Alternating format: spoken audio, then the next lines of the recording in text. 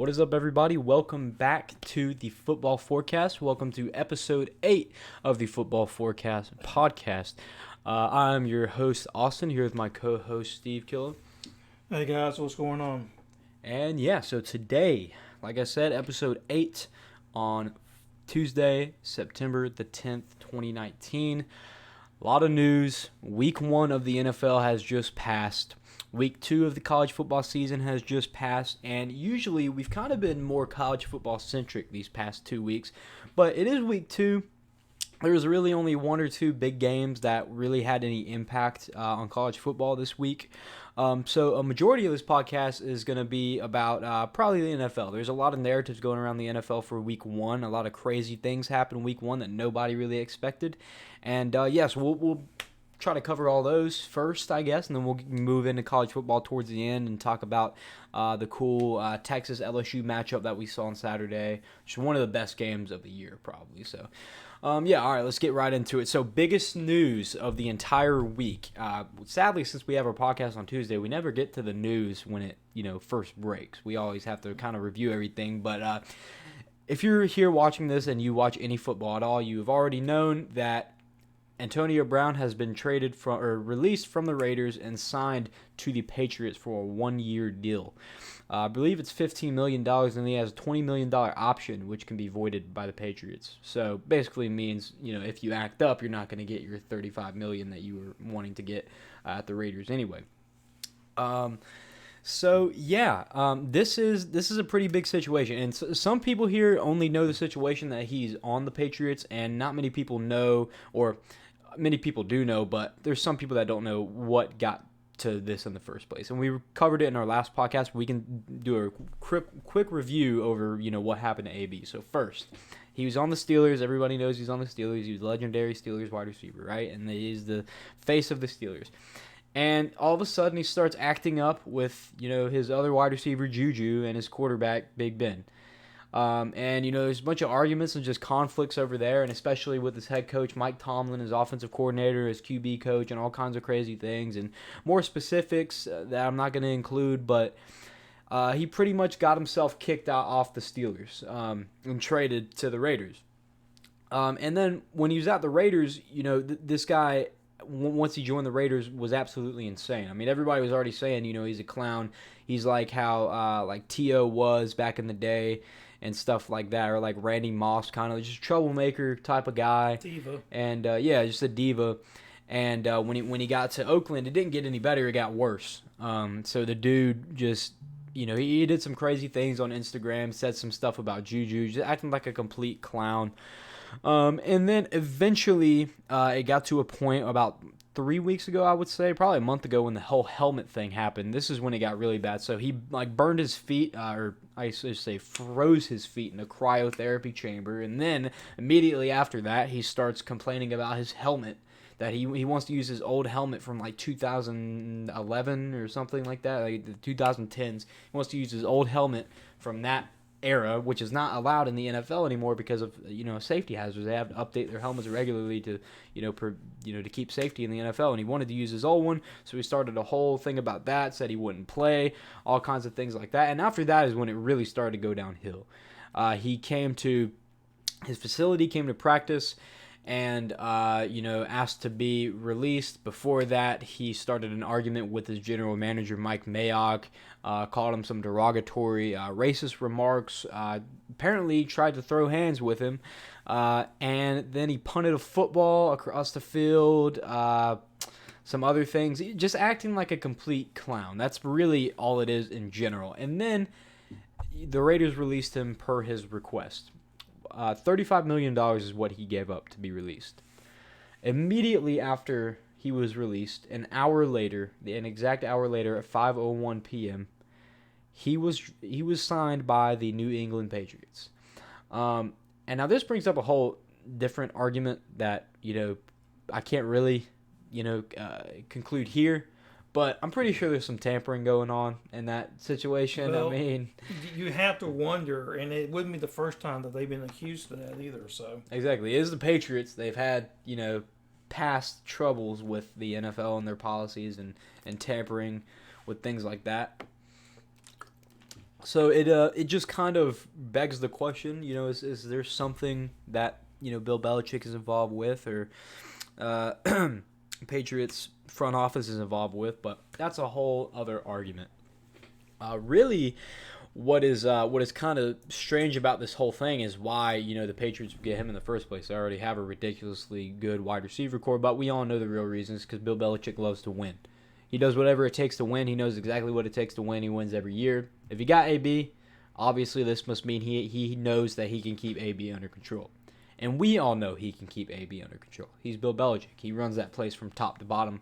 He knows what everybody in the building is thinking. So he has AB under control. And guess what? When they signed him on his contract with that $20 million option, that's not an option for Antonio Brown.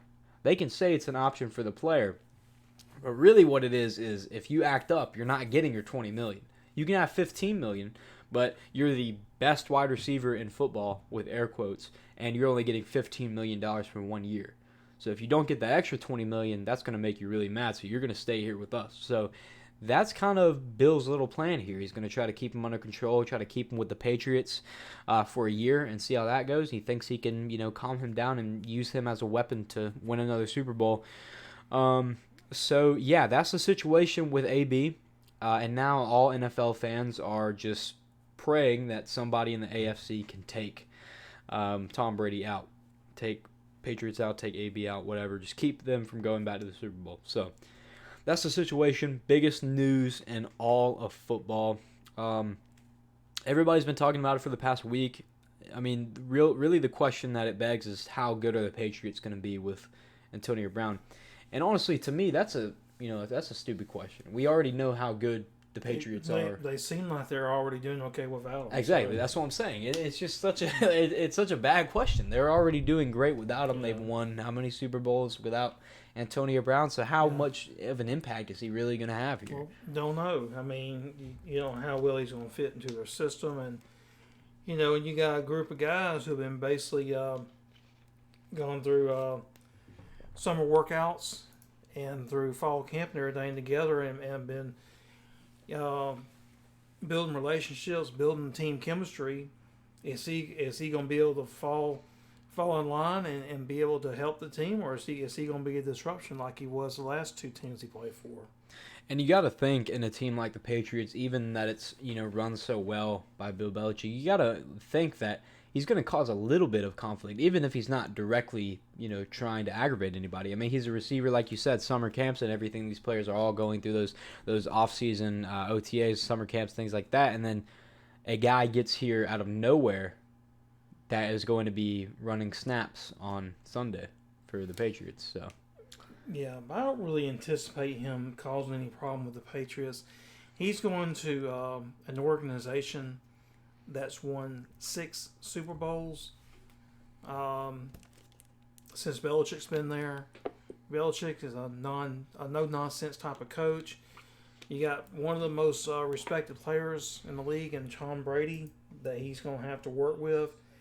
And he's just going to an organization that has a culture where they just don't put up with that kind of thing. They haven't had really any ever past issues with that kind of thing. So I would suspect he's going to. I would say that he's probably not going to try to rock the boat here, and I would think. I mean, I'm sure there are a lot of teams that probably were offering a chance for him to come and play, but there had to be a reason why he chose the Patriots. There are probably other teams that probably would have been more willing to give him more money, what the Patriots did. But obviously, he must want to go to a team that's going to be able to compete for a championship. So I would have to think that he should be able to help them. I don't know if he's going to be able to put up the kind of numbers he did in Pittsburgh, but we'll have to see. Yeah, definitely not. And I'll tell you why right now. I mean, Bill Belichick is not a guy. When you look at teams like, I don't know, I guess kind of like the Cowboys kind of last year after Week 8, they had a lot of, success with Amari Cooper when he got there. But that was because he was forced the ball a lot. And I'm not saying you can't force your receiver the ball, because you can tell after week 8 they forced him the ball. Amari Cooper got it every time. I mean, he was somebody that could get it. I mean, even in the Cowboys game on Sunday when he was getting balls thrown to him, he in the first 6 snaps, all balls were thrown to Amari Cooper. So it's somebody that is going to be targeted.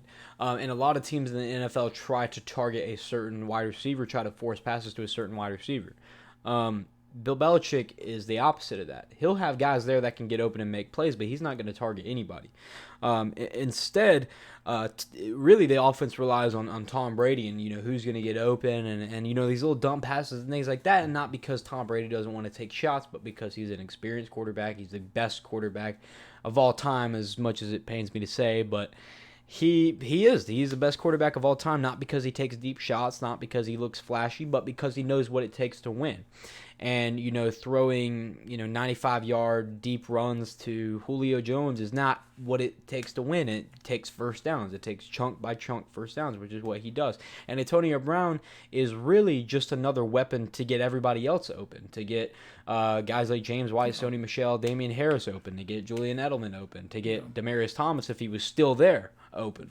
Now he's on the Jets, which is also some news I should bring up. Demaryius Thomas has been traded to the Jets for a 6th-round pick. So that's courtesy of Antonio Brown. Inclusive news, yeah. So Antonio Brown's taking Demaryius Thomas' spot there. So now Tom Brady has Josh Gordon, Julian Edelman, and AB on that offense. And you have to wonder also with AB being a slot receiver, how's that going to work, because the Patriots already have a slot receiver, Julian Edelman. Exactly. So what they're going to do is now put AB on everybody's best corner, which is not what he was on the Steelers, especially when Juju was there. Juju was on the guy's best corner. They didn't have the best corner covering AB. Like you say, he's a slot receiver. So how is that going to work with 2 slot receivers? I mean, it's just going to be a weird setup for the Patriots this year. Yeah, so slot receivers is usually the receiver spot on most teams that's going to get the most targets, catch the most passes. He's not usually the guy who's going to make the big play. Slot receivers are guys that usually work underneath. They work the middle of the field. They don't catch a lot of long touchdown passes unless it's a situation where they have ability to get out in the open field and create. But being that he plays essentially the same position as one of the Patriots' best receivers that they have now does, it's going to be interesting to see how they're able to work all that out. And I have Julian Edelman on my fantasy team, so I'm really hoping they do work that out in some way. But yeah, so for that situation, that is really all that. We've covered all of that. So if you're, watching in the chat right now, go ahead and express your feelings for AB being on the Patriots. I can tell you mine aren't very high, knowing that the Patriots are going to make it to another Super Bowl. And we're just going to have to find an NFC team that's capable of beating them. And right now, it looks like none of them are worthy of that title, but it is just week 1. So we will see next week who is closer to being the NFC team that could beat Tom Brady in the Super Bowl, because I think it's pretty clear that there's like an 80% chance that he's going to make it back to the Super Bowl this year. So we'll see about that. Moving on to more NFL news, though, I guess moving on to the individual games and the narratives of week 1. Biggest thing everybody was talking about, really the first thing, because it was one of the first games, was the Ravens and the Dolphins. So Baltimore and Miami this week. Lamar Jackson came last year playing for the Ravens behind Joe Flacco. In the end, eventually ended up taking Joe Flacco's spot at QB1. Now, some people were being derogatory towards Lamar Jackson as a quarterback because of his ability to run the ball and his desire to run when he instead should pass, and his lack of passing ability. There was a joke going around, still a huge joke, where people call Lamar Jackson a running back at quarterback and say the Ravens are playing Wildcat all the time. And so Lamar Jackson came in at Miami and was able to put up some numbers, which was probably the highlight of the week, really. I mean, because nobody saw this coming. It was the Dolphins defense, which is not very hot, but he was able to put up some numbers. So Lamar Jackson, passing this week, put up 324 yards, completed 17 out of 20 passes for 5 touchdowns. He had a perfect QB rating, along with Dak Prescott, the only two QBs that had a perfect QB rating this week. So Lamar Jackson, RG3 had a perfect QB rating. yeah, also. RG3 also had a perfect QB rating. So that's awesome. I mean, these guys are superstars, I guess, on the Ravens for week 1. And it's crazy because you don't look at the Dolphins' defense and say, hey, this is the worst defense in the league. But now you are looking at the Dolphins and saying, this may be the worst team in the league. Yeah, I mean, I'm tanking for Tua. Yeah, I mean, but that's what it looks like. Yeah, I mean, you look at the Dolphins, I mean, I think everybody expected their defense to at least be decent. Not bad, not great, but probably somewhere kind of in the middle of the league. The thing you worry about then was their offense, and their offense wasn't good, and it's not going to be good probably. I don't know if this game was a product of the Ravens, just the Lamar Jackson and the other players just being hot that day, having a great game plan, the defense of the Dolphins just not playing well, or a combination thereof. We'll have to watch a few more games and see how these teams trend. But are the Ravens really that good? I would kind of doubt it. Are the Dolphins that bad? Probably not. So who knows? I would doubt that the Ravens are that good, right? But I would say this: Lamar Jackson. I think against any team, if you put Lamar Jackson in this game against the current University of Texas defense, and he was throwing those kind of passes, I would say that Lamar Jackson is a better passer. Honestly, I mean, it doesn't matter what defense it is or what team it is. Lamar Jackson just looks like a better passer. You don't really have to have an elite defense to kind of see that he's a really good passer now, or he's better than he used to be by far. I think not only that, but it's really the fact that he didn't try to run the whole game. He chose to throw passes. He chose to throw open balls, not because he saw guys were open, but because the whole time when he's been here, he's been told to throw the ball. You have to throw the ball. There's a throwing league. Use your legs, but you have to throw the ball. He used his legs a little bit, but he threw a lot this game. 20 passes, completed 17. That's really good for Lamar Jackson. I know he was forced to throw. Just by all the talk going around the league. So, it makes sense that he would come out in this game and throw like he did. So that's one thing. Mark Ingram, a lot of people were saying Mark Ingram is back now. He has a shot to be the starter. So that's a little bit of a debatable thing, because a lot of power backs just really end up not making it in the NFL. Really, the only one that you see right now that's really good is Derrick Henry, and you could say he's one of the best running backs in the league. Saquon Barkley. I mean, I guess Saquon. I guess Saquon would be a power back. Saquon really does it all. Yeah. But yeah, I mean, guys like Trent Richardson and Mark Ingram, and the thicker running backs, the shorter ones are really the ones that don't make it anymore. True.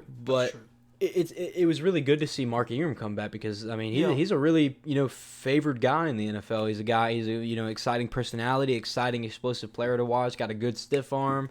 He's got good speed, and so it was fun to see the Ravens kind of ball out. It's also helped him, and even going back to his college days, whatever team he's played for, even when he was with the Saints, when he was with Alabama, he's always had another good running back or two that he shared the workload with. Which is just going to help to prolong his career. And at this point of his career, where you see a lot of running backs declining from overuse or from injuries or whatnot, because this is a guy who has probably generally had maybe 10 to 15 carries a game, or somewhere in that neighborhood as far as touches. He'll probably play well into his, I'd say at least into his mid-30s, and probably still be a very productive player because of that. Yeah, I mean, he's 29 right now. I mean, would you say he's still in his prime? Because it looked to me like he was in his prime. I would say right now he is probably at his peak. Yeah, I think so. I think it's a good year for him to kind of show out. Him and Lamar Jackson, really rooting for those two this year. These guys could be the best quarterback-running back duo in the league. They could really step up and show out. And they could be like Drew Brees and Alvin Kamara, make their own thing over there. It's really nice to see, though, like you said, Mark Ingram finally being the workhorse now, finally being the guy he can get carries to. So I don't know, like, if you're going to take away things from the Ravens game, other than that, the Dolphins are really bad, those are two things I could say you could definitively take away. That Mark Ingram is still a really good NFL running back, and he can be one of the best. And also the fact that Lamar Jackson is now a better passer. So it's going to be great to see those guys play, throughout the season. Regardless, that's a really good narrative to watch. Maybe these guys could sneak into the playoffs and, make something of it this year. Definitely not the Dolphins, though. So, yeah. Also, to add on to that, there are also reports that the Dolphins may not be trying to win. The Dolphins staff may not be trying to win, according to some of the players. They've contacted their agents and asked to be traded and asked to leave the program. So that begs, another question. Are the Dolphins actually trying to tank for Tua, which was a joke last year? Are they actually trying to tank for a first-round pick? I mean, it makes you wonder. I mean, right before the season starts, they trade away two of their better players. It makes you wonder if they're really trying to win. And the Dolphins coach, Brian Flores, you have to wonder at this point what you've gotten yourself into. At this point, yeah. I mean, you're gonna look like a complete failure if you do tank and you do lose this many games, and you are able to get a first-round pick, or let's say a top 5 pick. Let's say you have all kinds of guys coming next year. You have Tua, Jalen. You have a lot of dudes coming next year. Let's say you get Tua, right? You have no O-line to guard him now. You got rid of your best O-lineman, one of the best in the league. I know you have a lot of other picks, but are you going to spend every other pick drafting an O-lineman to protect Tua Tagovailoa? I mean, exactly. If you end up being the worst team in the league and you get the first pick and you draft Tua, you better be drafting some good offensive linemen to protect them. A lot of people are arguing that's the reason why Andrew Luck retired at age 29 with all the injuries he's had, because he never had a good offensive line to play. Exactly. In front of him. Yeah, I mean, if you're the Dolphins and you're going to draft Tua, I would put money on it. I would hope that every single O-lineman on that line is a 21-year-old O-lineman from either Alabama or Oklahoma. You better hope that each one of those dudes are from Alabama or Oklahoma. If they're not, then there's a problem. You're probably going to go 0-16 again.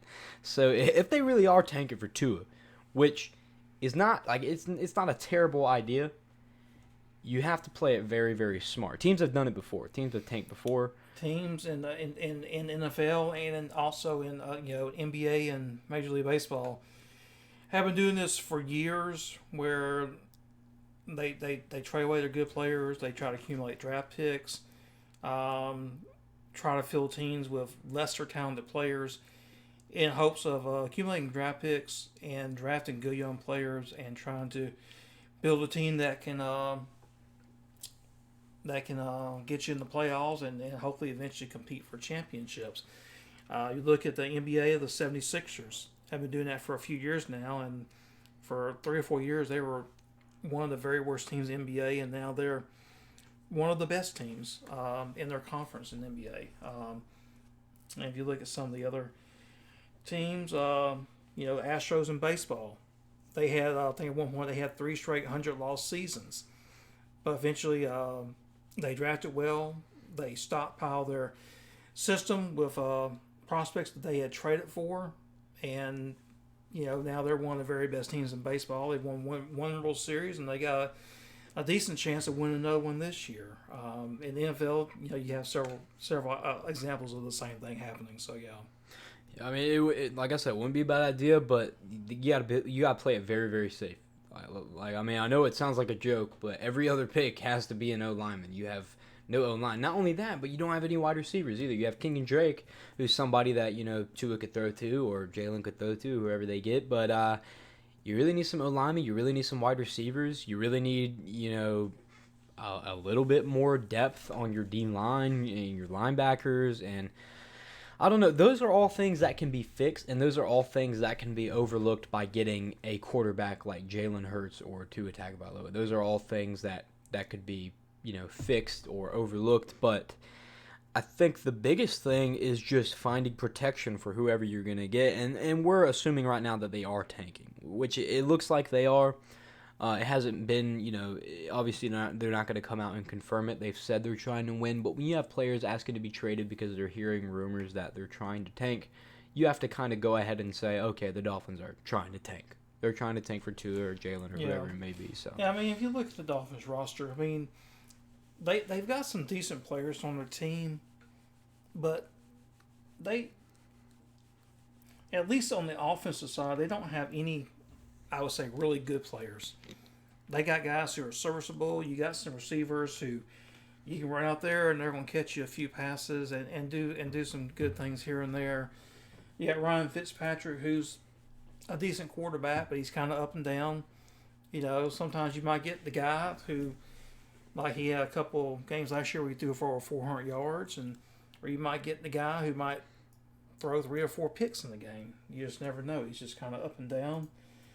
The Dolphins are in better shape on the defensive side of the ball. They've had a couple of good draft picks this past year. They got Christian Wilkins on the team. He's probably going to be good.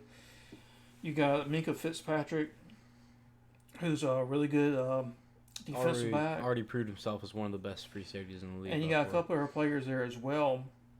But even if you go out and get a Tua or somebody, they're going to have to surround him with better players in order for him to be effective. You got to protect him, and you got to give him somebody that he can distribute the ball to. So, yeah, I mean, if you got somebody like him, and I know it's safe to say Tua or Jalen, they're both quarterbacks that could come in for you and be a starter week 0, come out and be one of the best in the league. These are guys that are going to be the future of the NFL, and I can say that with resound confidence. These guys are going to be great. But at the same time, you also have to look and see what can I do to get talent. We need talent, but what can I do to get it? They would have to trade some picks away. They don't have any players to trade. They have to trade some picks. So you would really have to tank and then bet all of your money, all your picks, everything that you would win a Super Bowl this year. You would go to the playoffs this year. Because at that point, when you set yourself, so let's say next year they draft Tua, they get him, they make some moves, they trade away their picks, and they get some good players on the offensive line, and they get maybe a wide receiver and some depth at the D line and things like that. So let's say they do all that, they make a decent playoff run. Well, now they're in the playoffs, maybe go AFC Championship, lose it, or maybe the game before, lose that one. And get out of the playoffs. Well, now it's a team that's a competitor. Now it's a team that looks good, that's in the news, that has a really great culture behind it. So now you have players that might want to sign there.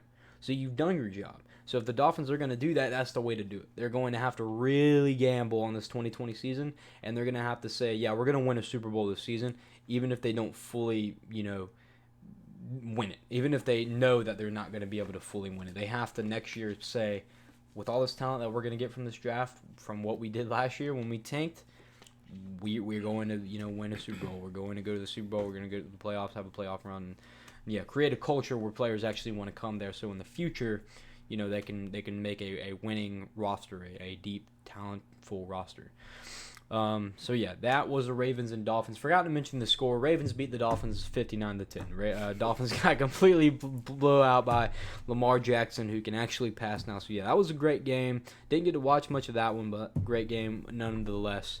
Moving on just to some other news. We kind of spent a lot of time talking about that. But moving on to some other news though. Kansas City Chiefs and the Jacksonville Jaguars. That game was in Jacksonville, I believe. It was 40-26. Mm-hmm. So Patrick Mahomes doing Patrick Mahomes things. 25 out of 33 for 378 yards, 11.5 average yards at play, and 3 touchdowns.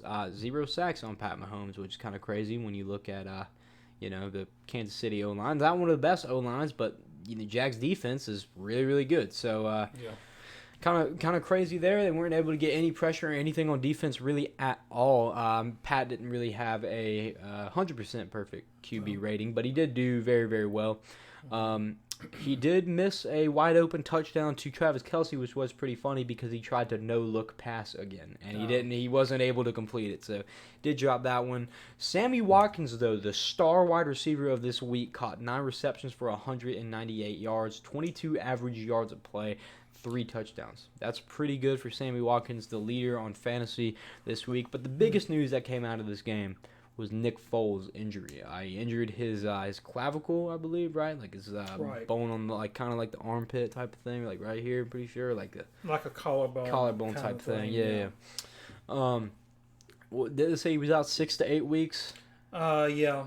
That's 6 right. to 8 weeks. Okay, so yeah, half the season. So the Jags are out a quarterback half the season. A quarterback that was supposed to be able to, bring them to a kind of a deep run. So they have traded for Josh Dobbs. They've picked up Josh Dobbs now as their quarterback. I'm not sure who's going to start. It looks like it's going to be Gardner Minshew. I mean, when you complete 22 of 25 for 275, QBR 79.7, couple touchdowns, just 1 pick, 1 sack, 122.5 rating.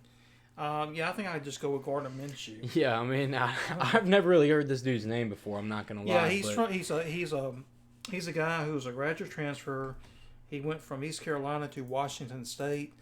Was one of the top quarterbacks in the country last year. Was a Heisman finalist last year. So this is somebody that they got out of the draft? Yes. Okay. I wasn't actually familiar with him, so that's pretty cool. Yeah, he was a late pick, a 6th-round pick.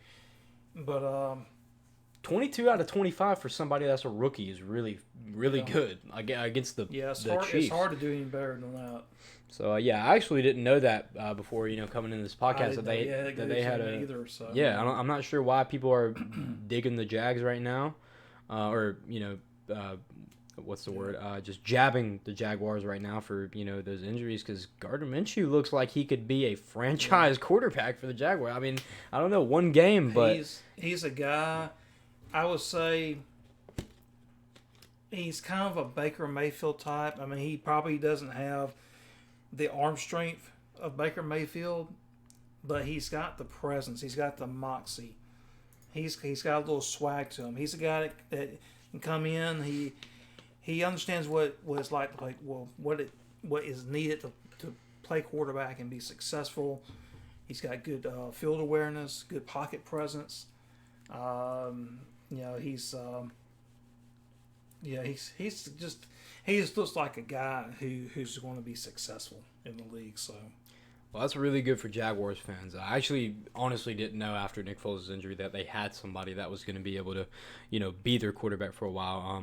With Josh Dobbs now, they have somebody that can back him up until Nick Foles is able to get back. So the Jags aren't too bad at quarterback. So they should be fine for the rest of the season. And honestly, 40-26 is not too bad. Not too bad of a game there for the Jags.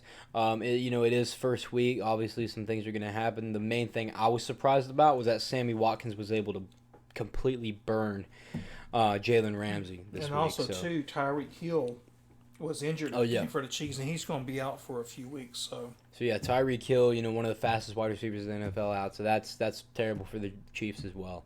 That was Chiefs and Jags, 40-26. Pat Mahomes doing Pat things. Nick Foles out. It's pretty much a summary of that one. Moving on to another big story, probably the second biggest of the week, was the Titans and the Browns game. Everybody knows about the Browns. They got Odell, Jarvis Landry, Baker Mayfield, Nick Chubb, all on the same team. David Njoku as well. So how, all on the same team, how could these guys be bad at all? These guys are going to win the Super Bowl. These guys are going to challenge Tom Brady. Well, they came in week 1 and lost to the Tennessee Titans 43-13. So that's something now that we have to say, hold up. Is this going to work? Is this going to be a scheme that can be effective in the NFL? But I say yes. After a loss like this, you can kind of get really discouraged. But all in all, it wasn't really a game where everybody expected, them to completely ball out. Everybody kind of had this little thought that coming into this week, or coming into the league this year, that, on paper the Browns look really good, but you can't just come out with big names and, win games like that. You have to, have good offensive schemes and be able to look and find receivers and look off safeties and read defensive coverage and things like that. It's a lot more than just having big names on paper. So everybody kind of knew that. and it was able to be shown here. You have a second-year quarterback. You have a first-year head coach in Freddie Kitchens. So it makes sense why these guys wouldn't immediately gel first. But you have guys like Stephen A. and, Max Kellerman and all kinds of NFL analysts saying that it's going to take 3 to 5 weeks for these guys to mesh together and become a game-time, prime-time offense. So that was unexpected of me for the Browns. I was thinking they were going to kind of defy the odds and immediately be superstars week 1. Especially against the Titans, because the Titans don't have a superstar defense. So yeah, I don't know what you thought about that one, but I was kind of disappointed. I don't know. Sometimes when you see these week 1 games, particularly when you see a game like this, where the score surprises people, sometimes it's an aberration, because sometimes you have a team that come out and they really do great week 1. And at the end of the season, you look at them and they're sitting there at 5-11, 6-10, and people think they're going to be really good, and you kind of have to watch these games for a few weeks to really kind of get a feel for what a team is and where they're going. Is this somebody that's going to get better week to week and maybe projecting up, maybe being a playoff team at the end of the year? Is this a team that maybe starts off well the first couple of weeks, but really is playing above their head, and they kind of settle back down to their level based on their abilities and their talent, and end up not doing that well? So you have to kind of watch and see. I mean, obviously the Browns, you gotta figure they're gonna play better than what they played Sunday. I'm not sure if you can. I don't think you're gonna be able to expect to see the same kind of performances from the Titans week in and week out. A lot of this game had to do with Baker Mayfield. This is the problem he had in the preseason, throwing picks. He had 3 of them in this game. He also was sacked 5 times. Yeah, I mean, 3 interceptions, like something to add to that. Marcus Mariota was 14 for 24. For somebody that has 43 points, that doesn't look like you're going 14 for 24. That's, like you said, that's a result of Baker Mayfield being bad this game. I mean, he threw 3 picks. That gave opportunities for Derrick Henry to rush and score a touchdown, and for Delaney Walker to have 2 touchdowns. So, yeah, I definitely agree there. Like, it's just really on Baker Mayfield, giving the Titans these touchdowns this week. Yeah. I mean, that essentially does a difference in the game. I mean, Mayfield threw 3 picks. The Titans didn't have any turnovers. Cleveland actually had a few more yards total offense than the Titans had, but but the Titans just played a better game and they didn't make any mistakes. So we'll have to see how these two teams do from here. But I would suspect next game out, I would suspect the Browns to do a lot better. Yeah, I would definitely agree. I'm going to be very excited for what the Browns do next week, because I think we all know they're going to show out eventually. You can't just have those guys and have them not ball out 1 or 2 games in the first couple games. So we're definitely going to see them do some things eventually early here. So looking forward to that. A couple cool things to take away from the Titans. Ryan Tannehill, -2 yards. Always good to see him in his prime doing Ryan Tannehill things. -2 yards. On a team with Derrick Henry and Marcus Mariota. Very good. Congrats to Ryan Tannehill for that. -2 yards is something very hard to achieve for a quarterback like Ryan Tannehill. Derrick Henry, though, here's something really cool. So Derrick Henry he had a long touchdown pass or a long run. I think he was caught at like the 20 or something. But he had a very, very long run. And when he was clocked in at a speed, Deshaun Jackson at this time was going off all day too. He was having deep bombs for 50-plus yards, 60-plus yards, 70-plus yards, deep bomb touchdowns. But Derrick Henry had a big run where he ran faster than Deshaun Jackson on the Eagles. So that's pretty cool. That's something I saw on the NFL's Instagram and that people were tweeting about. They clocked him in.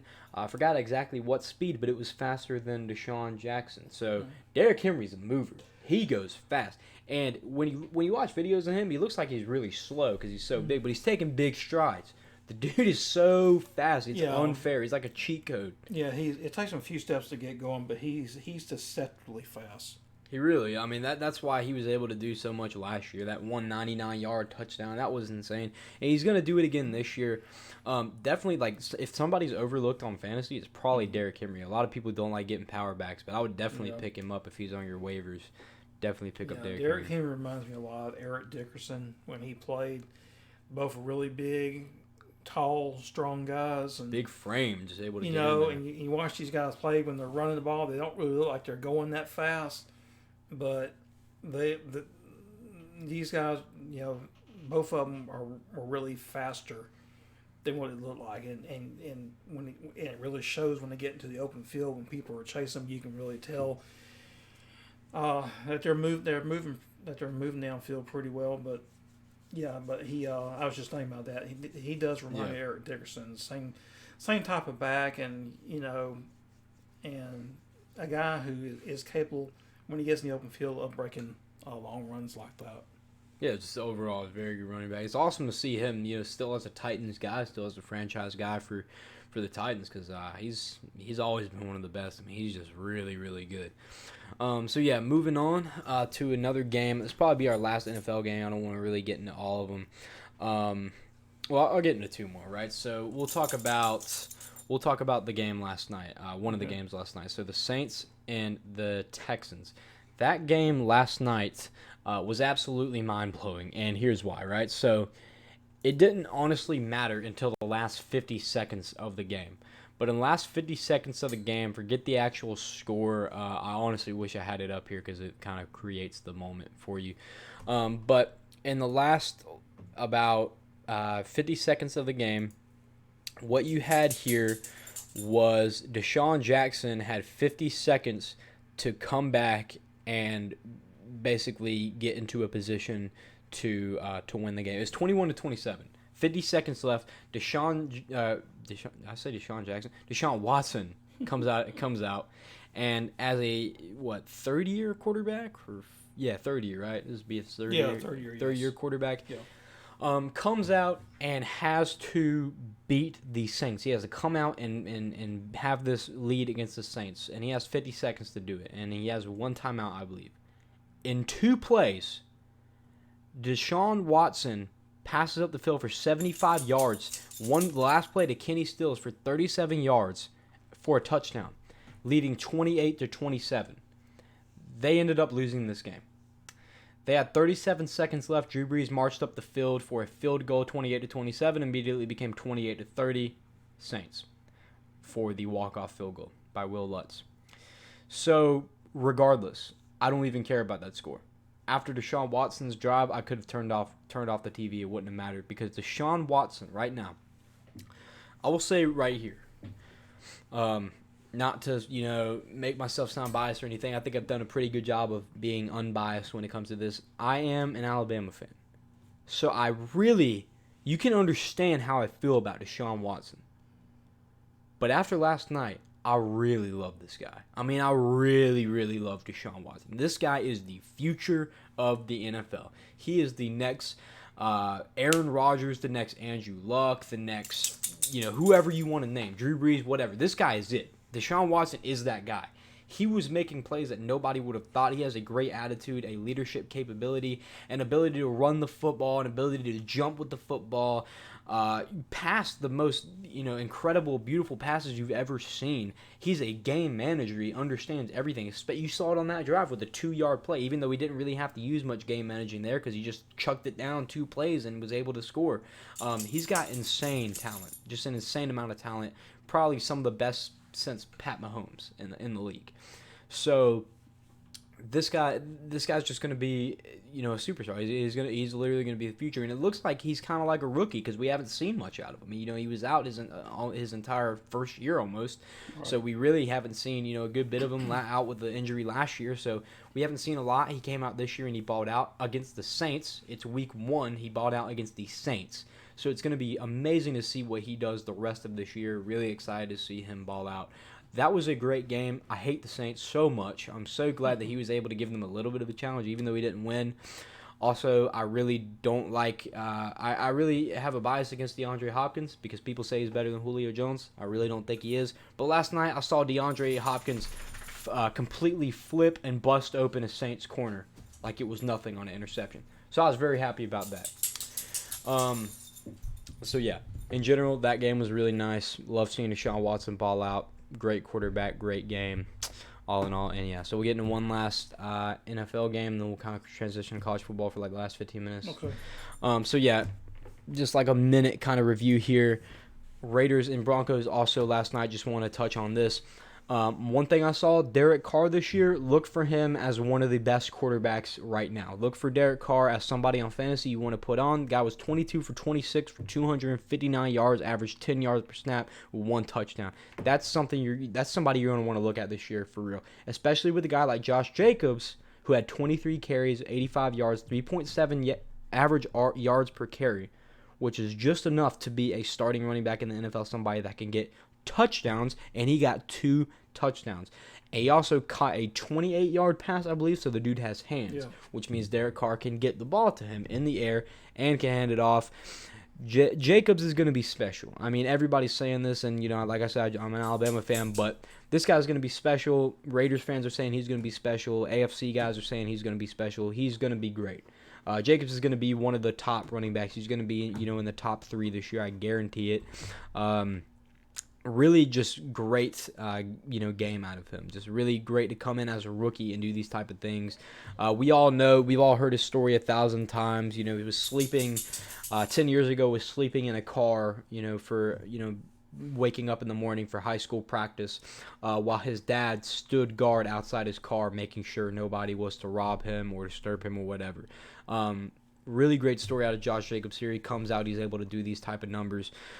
Definitely a 3-down back. He showed that last night. He's the most capable 3-down back. He wasn't able to get many big runs, but he did break some. He did get some first downs, and he got 2 touchdowns with the jumbo package that he ran a lot at Alabama. He was the guy that would jump in the air over the line of scrimmage.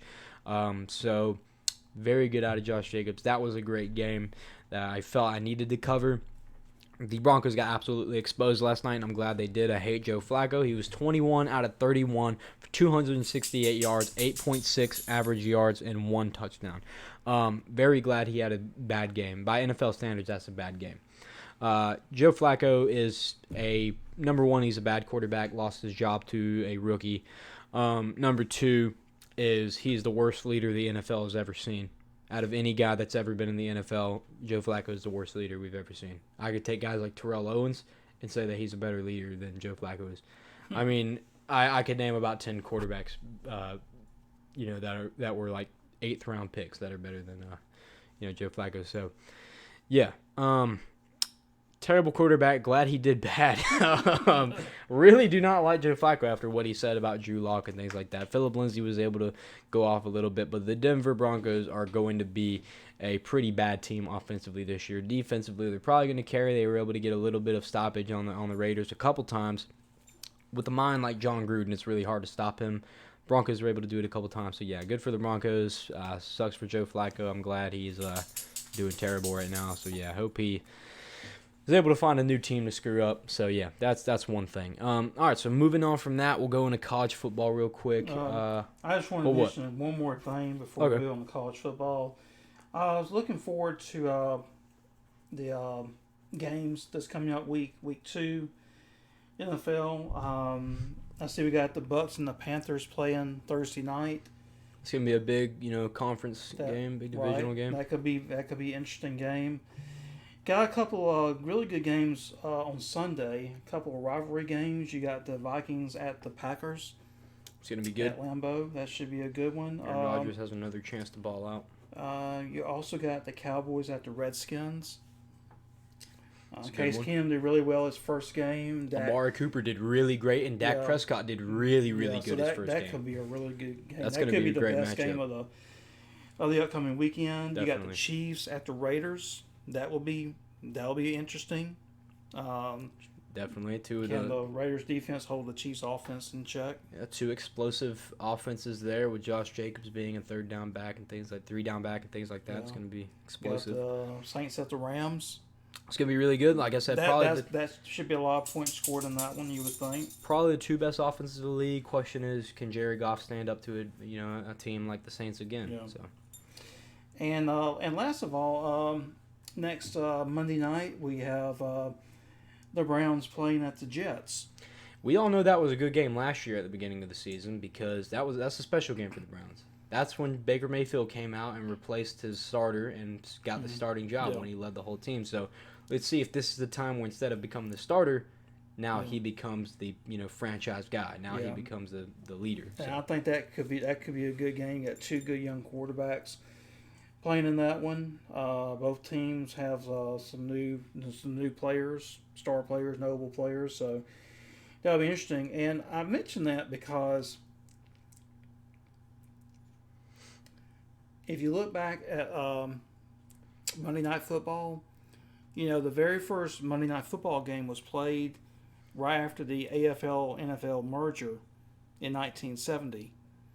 So that was Joe Namath, right? So what two teams played in the very first Monday Night Football game? I know it was the Jets. It was the Jets and the Browns. Really? Yeah. That was Joe Namath, right? And that was Joe Namath. Yeah, okay. Yeah. I didn't know it was the Browns, though. I thought it was like the Colts or something.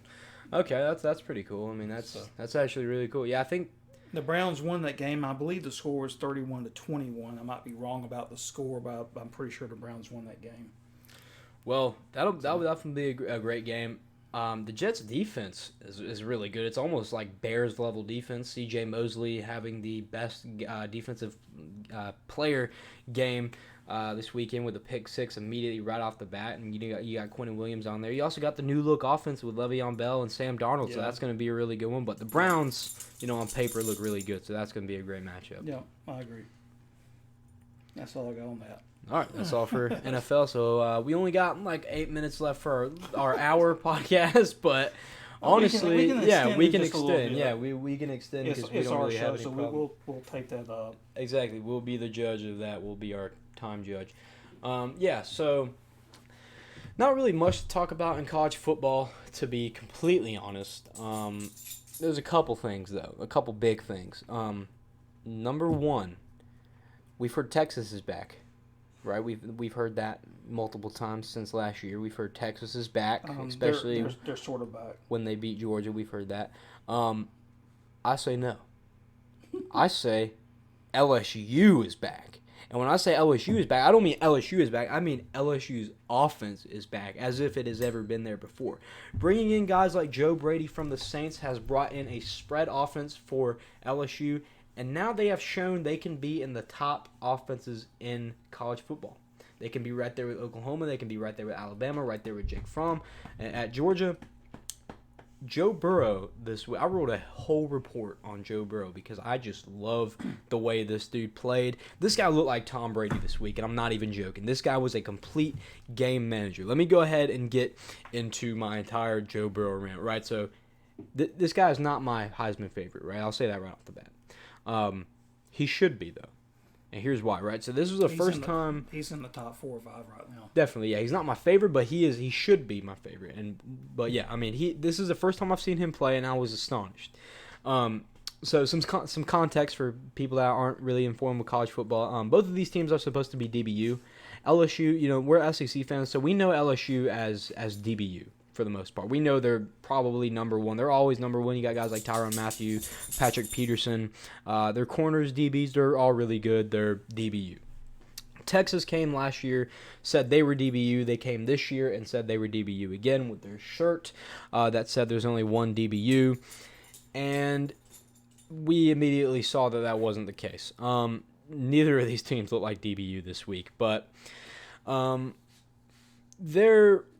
one could assume there was going to be a limited passing game for one or both opponents this week. This turned out not to be the case. It was an absolute shootout that ended with the Tigers toppling the Longhorns 45-38. This was by far the greatest game of the week, but like I said, the biggest takeaway was Joe Burrow. Before halftime ensued, Burrow was able to strengthen a short lead by plowing up the field for a 3-play, 26-second touchdown drive. Burrow was on fire here. Later on, it became a shootout. Fast-forwarding back-to-back touchdown series between both of these teams, putting LSU at 45-31 after numerous drives where Burrow had channeled his inner NFL QB, his inner Tom Brady, chewed down some clock. Joe Burrow finished the game with 471 pass yards, completing 30 out of 39 of his passes. For a college quarterback, that is as good as it gets.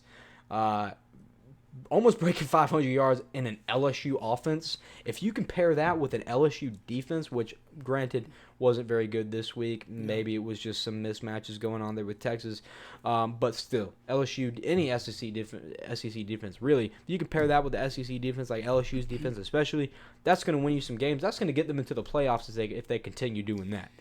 Yeah, I mean, if you're an LSU fan, I think you have to be encouraged.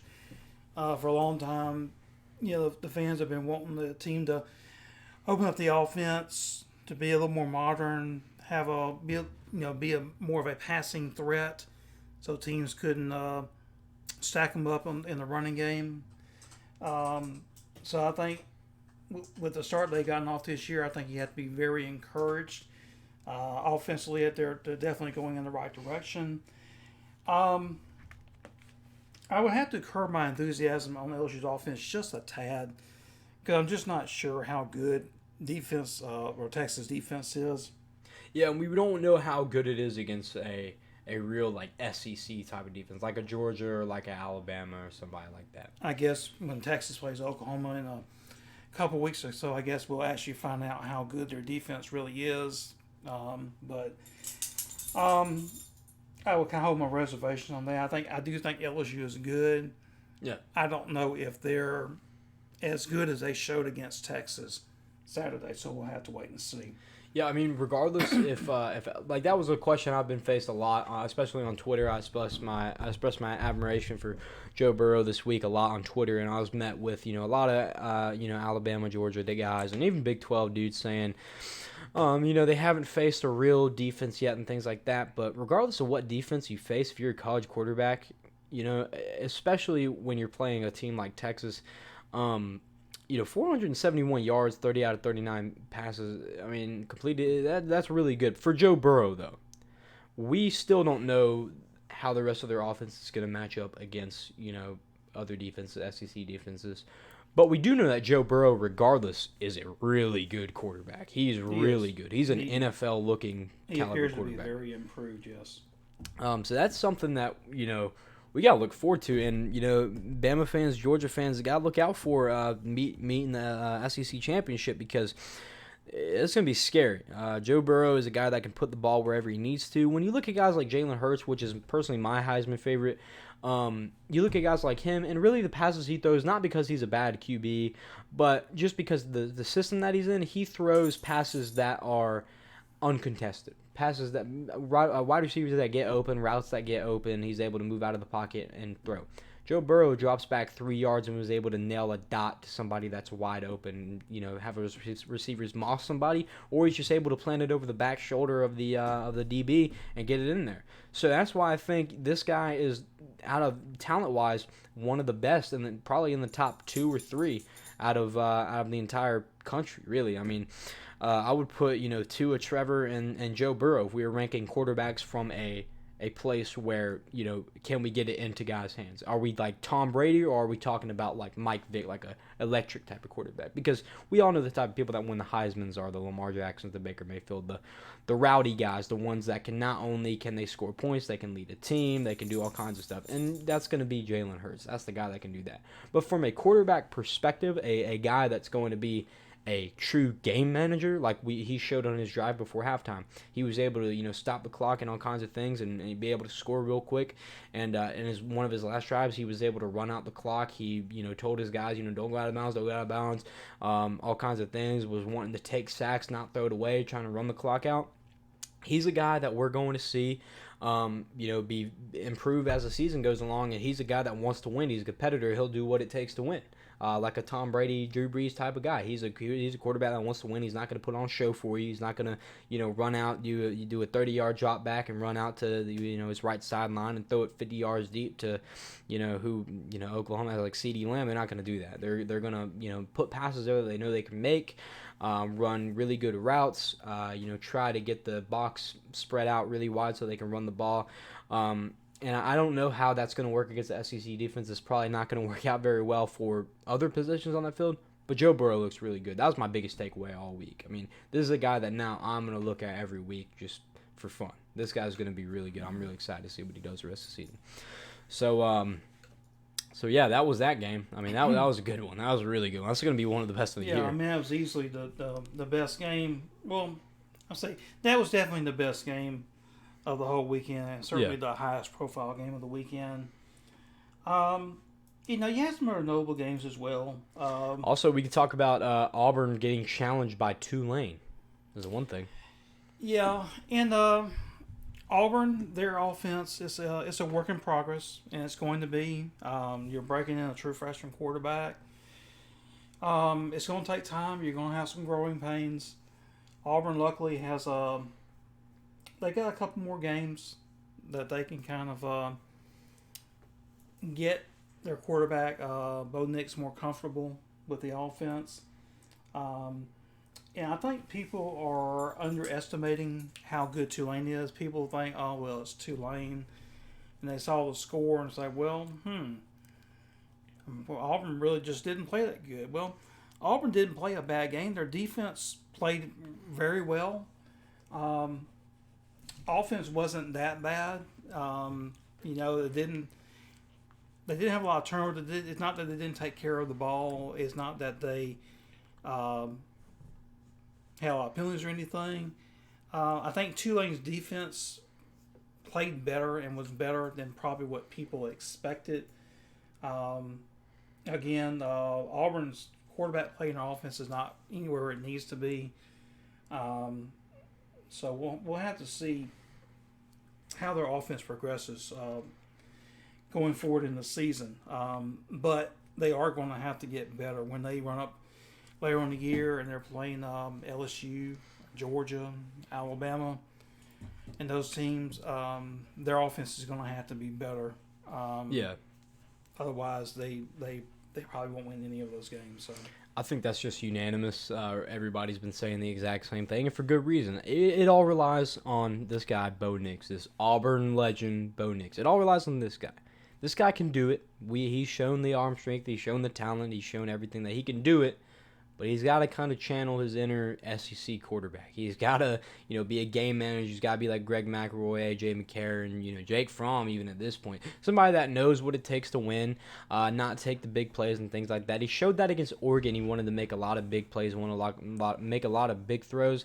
And when you're a dude that, grew up watching Cam Newton, obviously that's going to be second nature to you. You're going to want to make those plays. Bo Nix got the legs, though. He's got everything he needs to win games. It all relies on him. Auburn's, what we've seen out of the receiver core hasn't been the best, but they're fine there. They look like a common, typical SEC team there with their wide receiver core. Running back, same thing.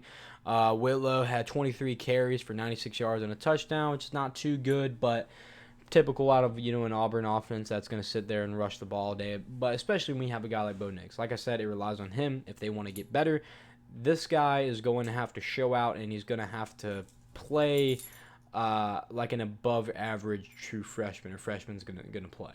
He's going to have to play like Tua if he wants to take this team to the SEC championship or whatever. So, but you got some other notable games as well. Clemson was a game that a lot of people were looking at. They were playing the team that a lot of people thought would be their toughest opponent this year, Texas A&M. Yeah, I can say I was that guy. Like, I was that guy that said, Texas. I said it last podcast that Texas A&M was going to give them a challenge, but we all saw, what happened. Yeah, I mean, the final score was 24-10, but the game was never that close. Texas A&M was not impressive at all. They just didn't play well. I mean, that's what you can say. Kellen Mond. It really was Kellen Mond was all over the place throwing the ball. He was indecisive. He was inaccurate. He was sacked. I forget how many times he was sacked, but he was sacked several times. A lot of the yards that he had came late when the game really had kind of already been decided. So I think Texas A&M at this point, we can say is they're a bit overrated. I don't think they're going to be as good as what people thought they were going to be coming to the season. I still think they're a good team. Yeah, I think they have a chance to have a good year. But I think some people thought that this was a team that can maybe win 10 games. And I don't see that happening. Clemson, we know Clemson is very good. They are not playing at the level that they were playing at the end of last season when they won the national championship. Trevor Lawrence played a lot better than he did his first game. Still a little inconsistent. One interception. He's not playing at the same level he was in the last season. He only threw 4 picks all last year. He's already got 3 this year. But 77.5 QBR as well. So. yeah, you would expect him though to do better. But he, if you look at some of the early Heisman voting polls, he's not in the top 5 or 6 or 7 players right now. But you would expect that to get better. And in Clemson, there's a good chance that they won't lose a game in the regular season. Yeah, I think that's goes without saying. Their upcoming game this week is at Syracuse. I think some people thought Syracuse may give them a tough time. They have the last couple of years. 2 years ago, Syracuse beat them at Syracuse. But I don't see how a team that gave up 63 points to Maryland is going to beat Clemson. So I don't expect that game to be close at all. A couple other takeaways, too, from this past weekend. I think looking at Ohio State, I think some people thought they were going to be challenged by Cincinnati. Cincinnati, of course, beat a UCLA team the first game. UCLA apparently is not very good. So yeah, that doesn't appear to be much of a measuring stick at this point. But I think some people thought that Cincinnati could give Ohio State a little bit of trouble. They didn't. Not the case. 42-0. Yeah, 42-0. Justin Fields looked really good. Ohio State looked really good. Right now, I think there's probably 6 or 7 teams that I think have legitimate shots at this point of being in the college football playoff, and Ohio State certainly is one of those. It's going to be hard to put teams in college football playoff this year. I'm not sure you could say they'd be in the top 4 right now, but they're certainly one of the teams in the conversation. I mean, Justin Fields just showing that he can do it. He can play as good as anybody. 20 out of 25 for 224 yards, 2 touchdowns. And they got the running game going. And they got Dobbins with 17 carries for 141 yards. Well, they got it going. He's a talented guy. He's a good quarterback. And he's in the right kind of offense. He's an RPO quarterback, and he's playing in an RPO system and doing very well with it. Just like Jalen Hurts is an RPO quarterback and doing very well at Oklahoma. He's in the right system. So that's good for those guys. Another game I took mention of, I think a lot of people were watching closely the score of the Michigan-Army game this weekend. Michigan, like Oklahoma did last year, had a tough time with Army. Army, team that eats up a lot of time on the clock. Does pretty well running the ball with a triple option offense that they have. And they almost pulled the upset. Michigan was able to pull it out in double overtime, 24-21. Another close call for a team that plays Army. And for them to still be ranked number 7 after that win, I don't really know about that on the AP poll. I think they fell, right? No, I think they're still ranked the same. They might have fell a spot. But they're still right about the same. They should have fell more to me. And when you let an unranked team like Army challenge you, and even though they did give Clemson or Oklahoma some pressure last year, I don't know how they didn't fall more in people's AP polls and the real AP polls in the top 25. But Michigan was a team kind of like LSU. They got Josh Gaddis from Alabama. He's supposed to come in and improve the offense. Make it more quarterback friendly for Shea Patterson to better utilize his talents as a runner and passer. And I think people were kind of anticipating that offense to look sort of what like LSU's offense is looking like, something of that nature, where you got more RPO into it, more balance, and it's for right now for whatever reason it's not happening for them. So I don't know if it will come or if this is as good as it's going to get for them.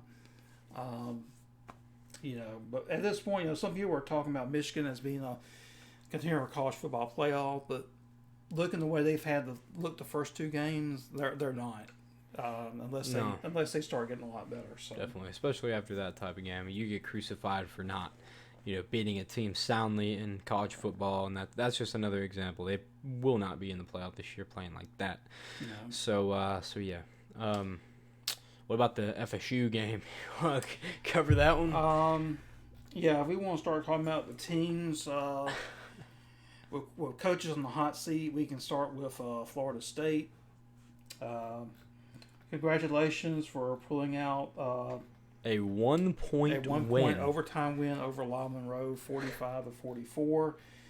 Courtesy of a missed extra point attempt by La Monroe after the scoring a touchdown. In overtime, of course, the PAT would have tied it. They missed it.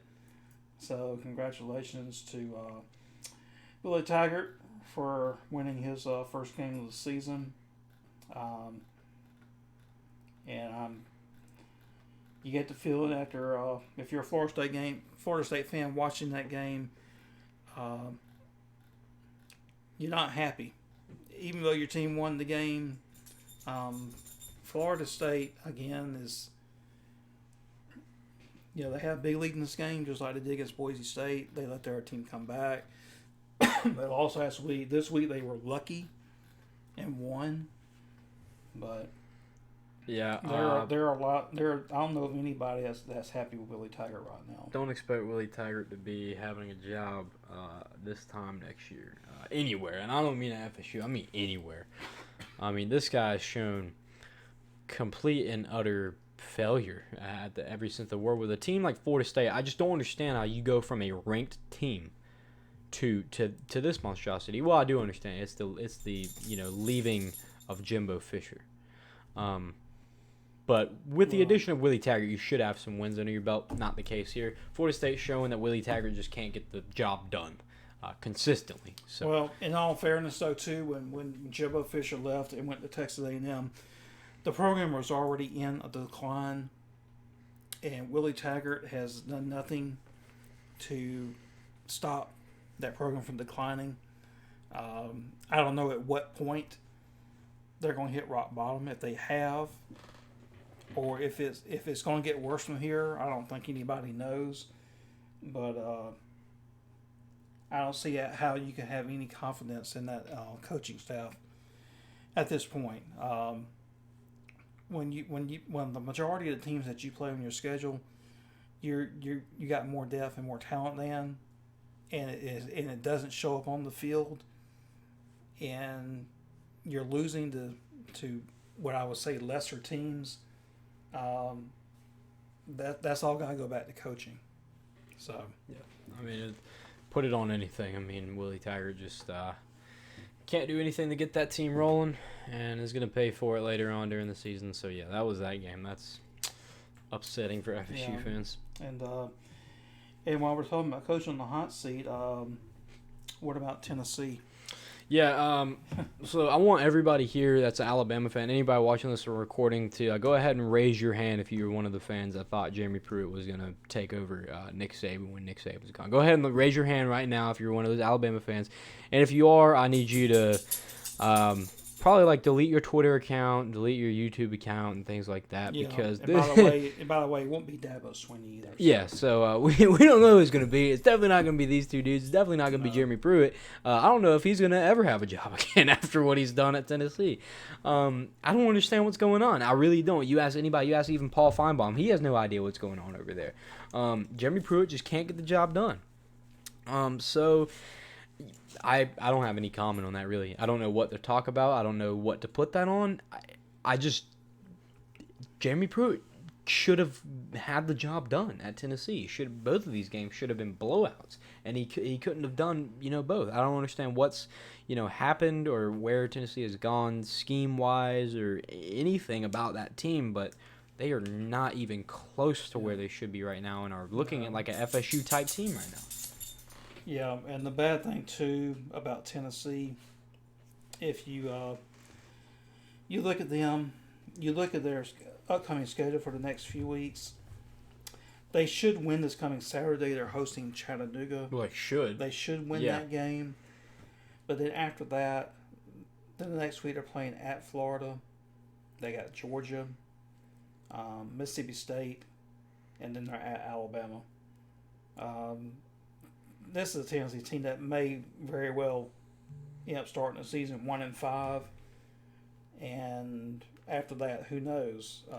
That next you got South Carolina, you got UAB, at Kentucky, at Missouri. So I mean, after they play Alabama, they could very well be 1-5. So It's a team that's just going to be like an FSU caliber. Yeah. I mean, it's ridiculous what we're seeing out of them, but yeah, no real comment on how Tennessee has been, doing for me. It's just disappointing to see an SEC team like that. Even Paul Fallon, like I said, he's been saying the same thing. I mean, he's the king of the South. He's literally been saying the same thing. No idea what's going on with them. Unacceptable. Unacceptable for somebody like Jeremy Pruitt to be. Yeah, some Tennessee people are like even that. suggesting that they fire Pruitt and have Phil Fulmer, who is the former head coach there for a long time and current athletic director, that he fire Pruitt and take over as head coach himself. Yeah, no, Jeremy Pruitt just got to improve. He's a guy that we know can improve. If anything, he can improve, but he's got to do it fast. It won't be this season. He's not going to get anywhere this season after losses like that. But he can improve in time for a bowl game. He can definitely get his team in shape and be an elite team before the bowl game starts. So if you're a Tennessee fan, you're calling on him to do that. If you're a Tennessee player, that's what you're trying to do. So, but at this point, I would have to say even being eligible to play in a bowl game is going to be a long shot. Yeah. Because it's likely they're going to be 1-5 after the first 6 games, which means they would have to win 5 of their last 6 games just to be bowl eligible. And I don't see how a team playing like that now, even though the back half of their schedule is not going to be as challenging as the first 6 games, I don't see how the way they're playing there, how they're going to be able to pull that off.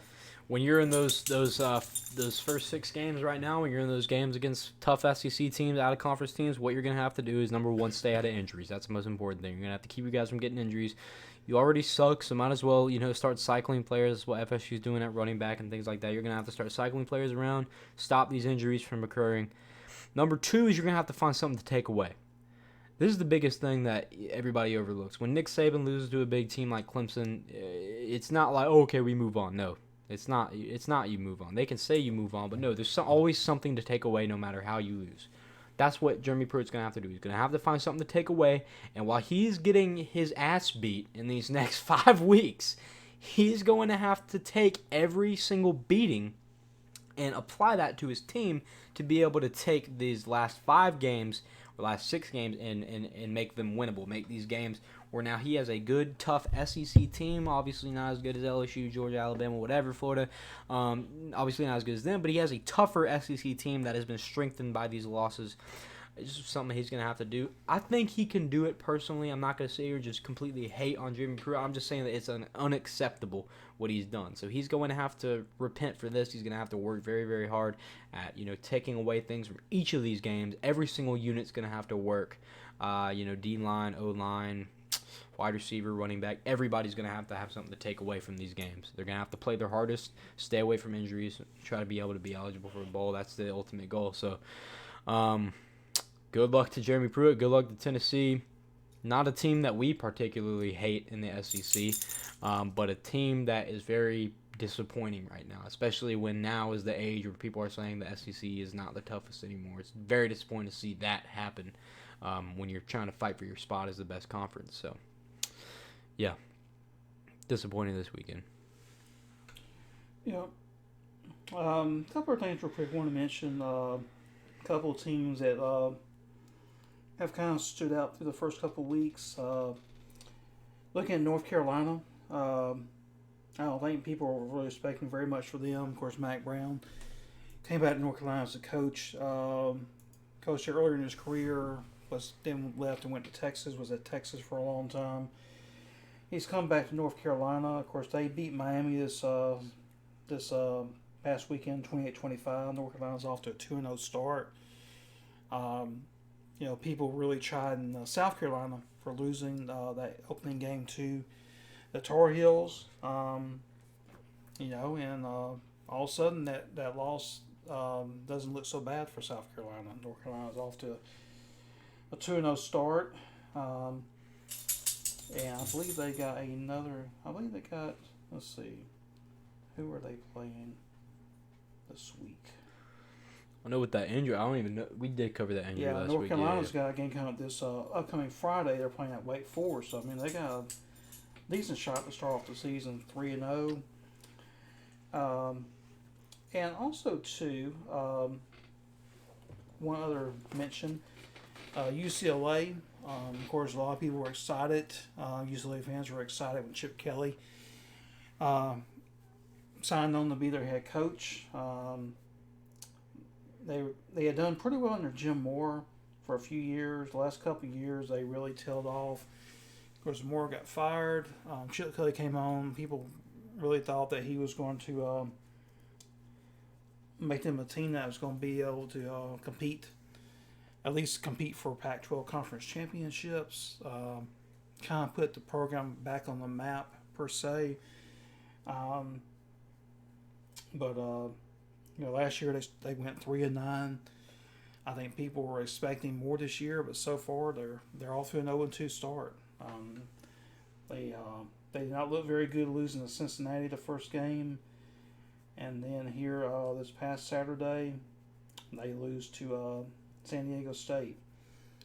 And of course, this coming up weekend they've got to host Oklahoma, so they're going to be off to an 0-3 start. So. Yep, unfortunate for them. Yeah, definitely. Not looking good for him, but and looking forward to the upcoming week. You don't really have too many marquee games on the schedule. Really, a lot of mismatches. You have a lot of ranked teams playing games that they're going to be heavy favorites in. So, don't really see any real upsets happening on the board. Couple of interesting games, though. You do have Alabama playing at South Carolina, which is a game that before this season, when the schedule was announced, some people would say this would be the toughest game for Alabama. Could be tougher than Texas A&M. Now, obviously, we know that's not even close to being the case. No, I mean South Carolina is, they're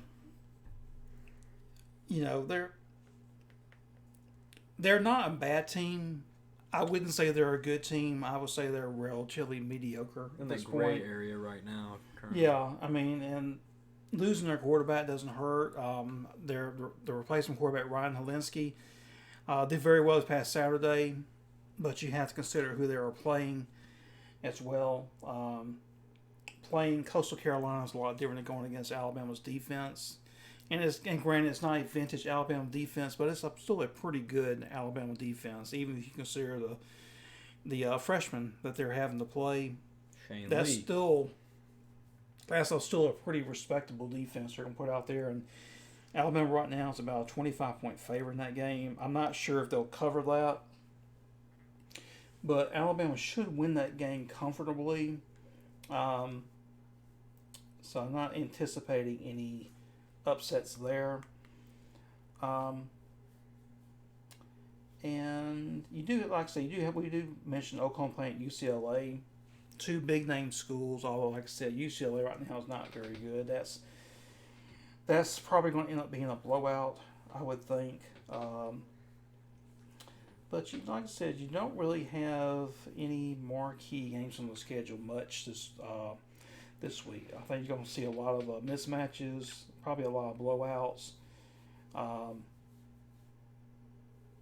But not to say there won't be any good games, but I think next not this coming week, but next week we'll have some much more anticipated games on the schedule. So. Well, yeah, we're definitely not looking at a real highlight week here in college football. It's going to be another one of these weeks, just like this week, where we are looking at the NFL for some good matchups. Like we said earlier, Cowboys and Redskins looking like the highly contested matchup of this week. So, yeah, we'll have that first for you on Tuesday. Definitely the results of that matchup is going to be really good. I have Amari Cooper on my fantasy. have a bold take. I've said since the beginning of our podcast, Amari Cooper, I think, is going to be in the top 3 wide receivers this year. So he's getting there. He's definitely looking like it right now. So we'll see. We'll see if he keeps that up against the Redskins. We'll have the results of that game for you on Tuesday. And, yeah, going to be a fun NFL week. College football, not too much, but definitely some good games on that list regardless. So, yeah. Well, I guess that was it for our podcast today. Episode 8 of the Football Forecast. Been doing this for 8 weeks now. It's been, really great having you guys come tune in and come watch us talk about football. And like I said, we want to interact with you guys. Make sure next time you come along and watch, make sure you go ahead and type in the chat and ask us questions. And just interact, because that's what we want to do. We want to create a community of people who are passionate and love football, especially college football. We've talked a lot about that. Just lately, it hasn't been too contested. Really, in October is when it picks up and it gets very, very heated in that aspect. And we'll talk about NFL like less and less towards the holiday season, because the NFL starts to decline in that rate. So yeah. That is, I guess that's going to be it for this Tuesday's podcast. Make sure you guys go ahead and tune in next Tuesday at 7 p.m. Eastern Time. Every single Tuesday at 7 p.m. Eastern Time. And, do you have anything to add before we No, I'm good. All right, well, thank you guys for tuning in. We'll see you next Tuesday, 7 p.m. Eastern Time. Thank you guys.